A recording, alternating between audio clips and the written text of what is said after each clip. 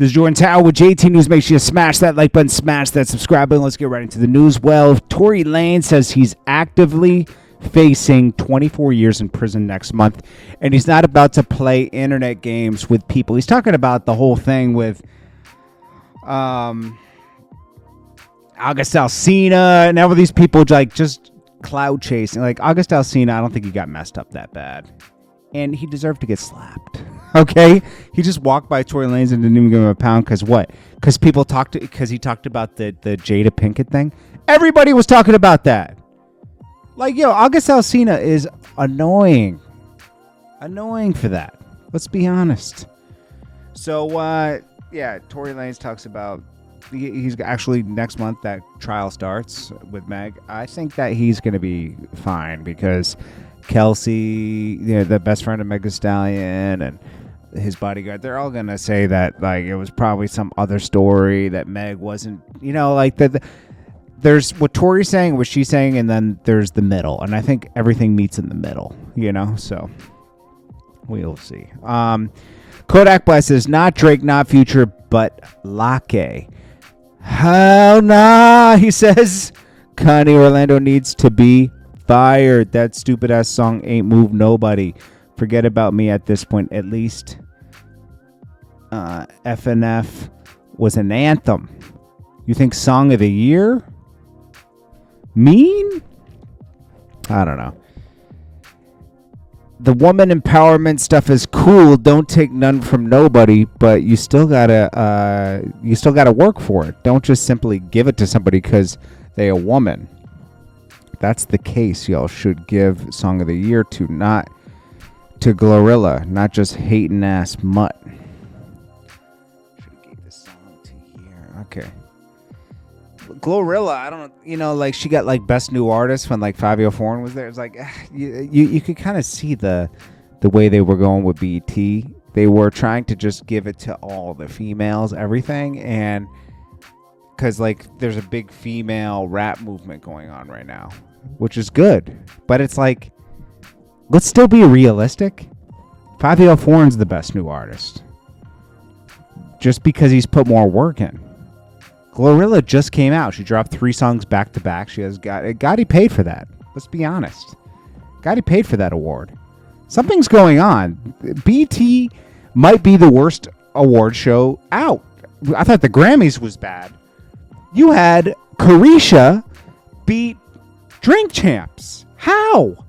Drink Champs has dropped a big viral moments this year. And you got Carisha dropped like 1 or 2. Come on. Let's see. And she only has like 3 podcasts. We don't even know if she's going to stay around. As soon as Diddy's done with her, that's the end of Carisha. It's over. And Diddy will be done with her at one point. He's going through a midlife crisis right now. That's what's going on. He's dating 10 girls at once. I love the question of the Breakfast Club where they were like, oh, what are you going to do if one of your daughters brings home a 50-year-old when she's 22? He's like, well, I'm not going to judge on age. I'm going to judge on the guy. You're going to be tight. And they're comparing it to you. You're a 52-year-old guy dating a 27-year-old girl. Okay? Which is fine. But they just wanted to reverse the roles a little bit and see how your take on it. I guarantee you he wouldn't like that. Diddy on that interview was just so he's getting back into fashion now. Fashion was a come up back in the day. Who really started the fashion movement was Russell Simmons with Fat Farm. Okay? Diddy followed. I know he says he pioneered it. Russell Simmons pioneered it. I mean, you got to give credit to where credit's due. Russell Simmons pioneered rap streetwear. Okay? And he along with, and he might have gotten the idea. I can't remember who came first. Damon came with FUBU. I don't know which one was first. I can't remember that. Okay, maybe at the same time. One was before the other, probably by a few months. They're both from Queens. Who knows? But Russell Simmons had Def Jam, so everybody was wearing it because Def Jam. Dame was with FUBU.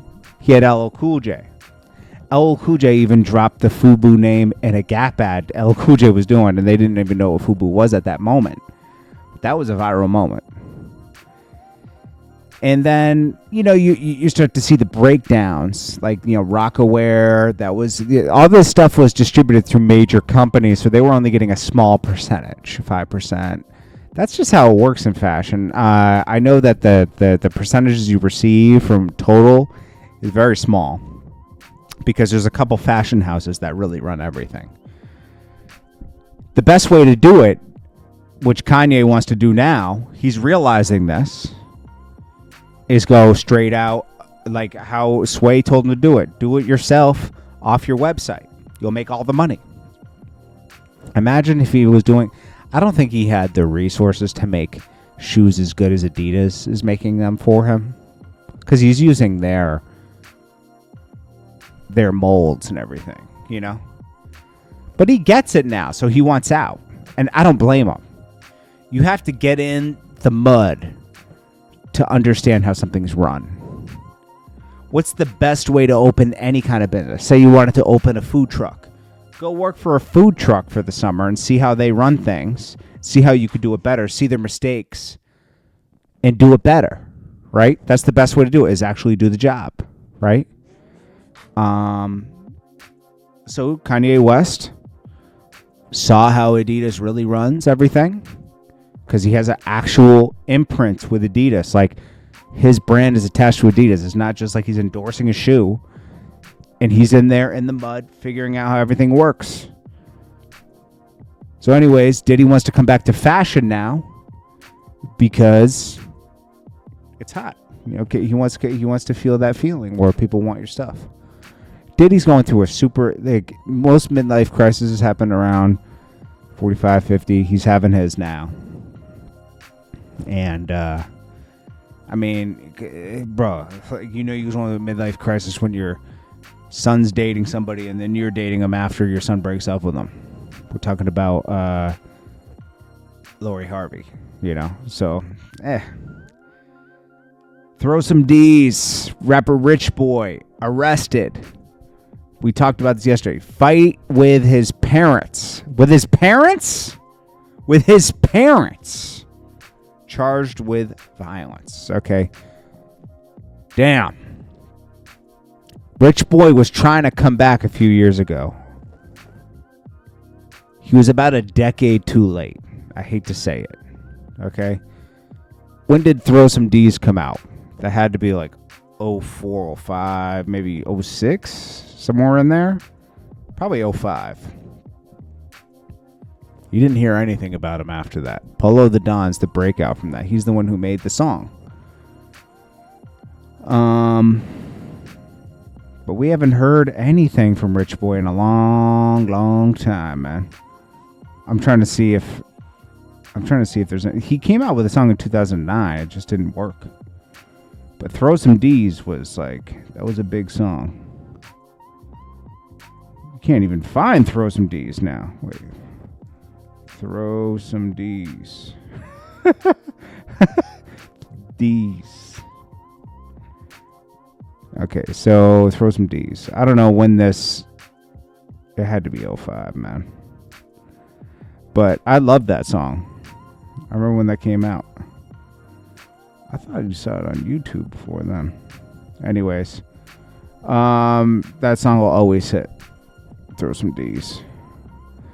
Anyways. That's about it, man. Maybe it came out in 06. So, yeah, it's not looking good for Rich Boy. We'll see. Well, Tory Lanez, I'll keep you updated on his case. I think this whole thing is just crazy. I think we got some toxic people in the game. There's toxic men. There's toxic females like Cardi B, Meg Thee Stallion. Even though I love certain things about them, Cardi B, I don't like how she... Nicki's not completely innocent, but she's just solidified. Nobody's done it like her for a long time. Before her, it was Lil' Kim did it the best. I'm not talking about, obviously we got like Queen Latifah and people before her, Roxanne Shante, that set the foundation. But Little Kim was like a moment. She ran the late 90s, early 2000s. Foxy Brown had a blip.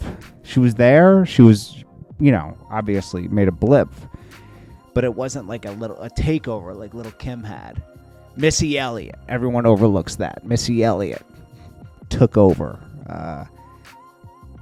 You can name a couple female rappers that had blips, but like Missy Elliott, Little Kim, they just had their moment, you could say, what was the rapper that was with DTP? She had a moment. DeBrat, I guess, she had her moments, but it wasn't like a takeover.